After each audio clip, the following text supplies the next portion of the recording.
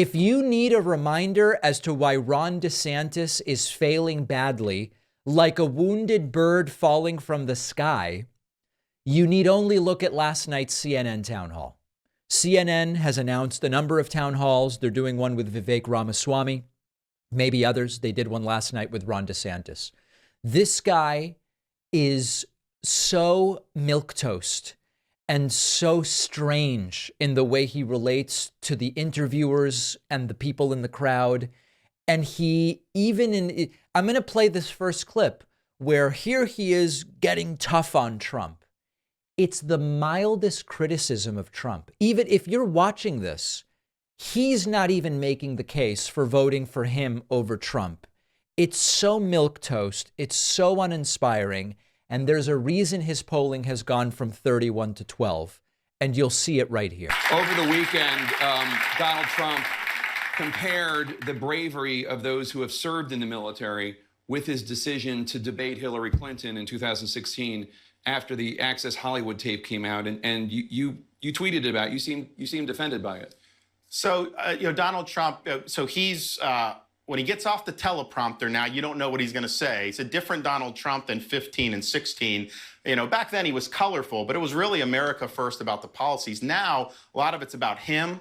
And when he's doing this and says that... By the way, this is a classic thing elected officials do when they used to support someone and now they're running against them. They say it's the other person that has changed. The reality is it's been the same self-centered Trump since day one. Debating Hillary Clinton after Access Hollywood was like an example of bravery that some general told him was more significant than soldiers who fight and die in war.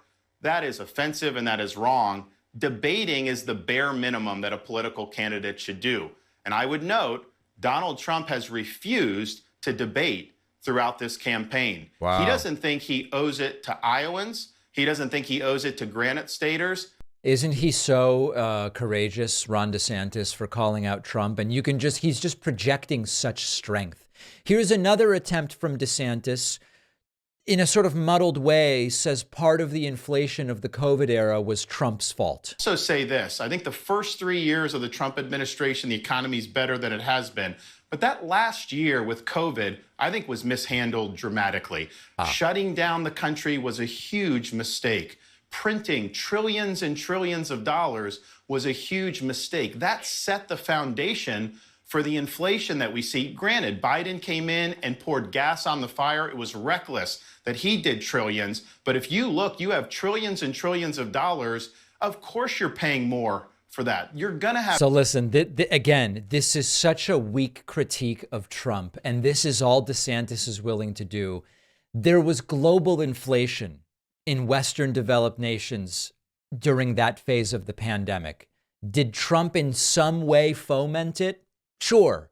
But was Trump's policy of the stimulus out of line with what any Western developed country that could afford to do it was trying to do? No. And this is, again, just around the edges. Issue a full-throated criticism of Trump not even caring about democracy and the Constitution. Do that, Ron, rather than these weak, well, he had a little bit to do with the inflation that we had. Ron DeSantis asked about religion and the Satanic Temple and the story we talked about yesterday on the bonus show where in Iowa, Republicans are fine with Christian displays on city property, but not Satanic Temple displays because it's religious freedom for Christians, but not necessarily for anybody else. And I guess based on what DeSantis is saying here, he thinks the only acceptable religions are the ones that the founding fathers said, here's our list of acceptable religions, which is not the way the Constitution works, Ron. So it's interesting. I heard this and then I was like, well, how did it get there? Is that even a religion?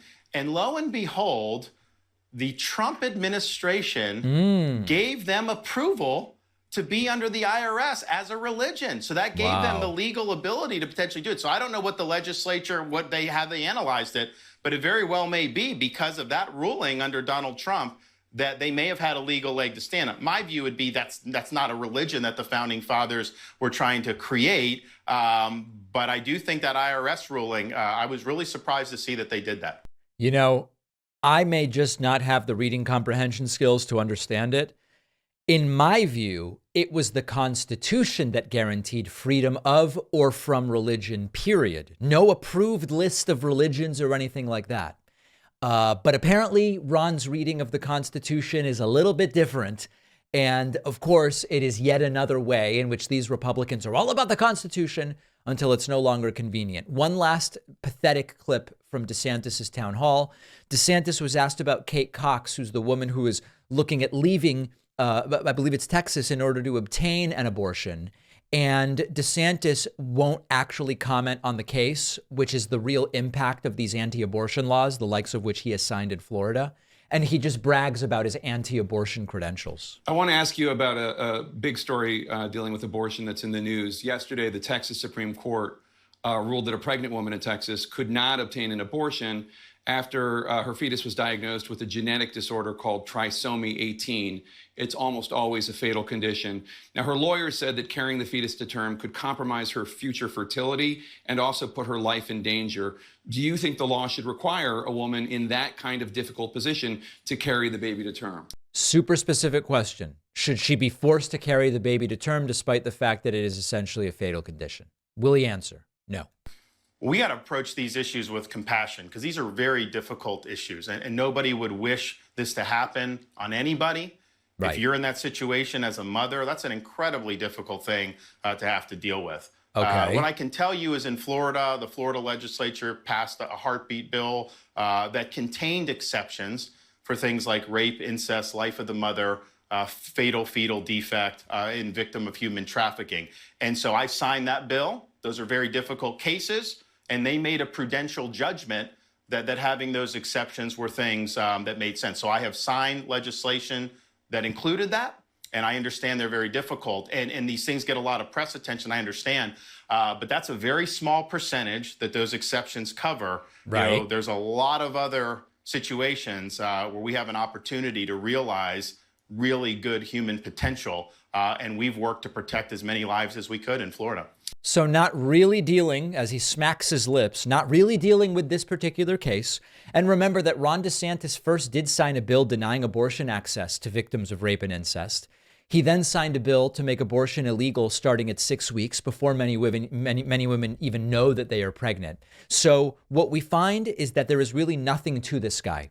He is spineless and he is milquetoast. And even his criticisms of the guy that's crushing him are still so bland. I don't know if he's running for VP. I don't know what this guy's thinking of doing. I don't think he has any shot at being Trump's VP.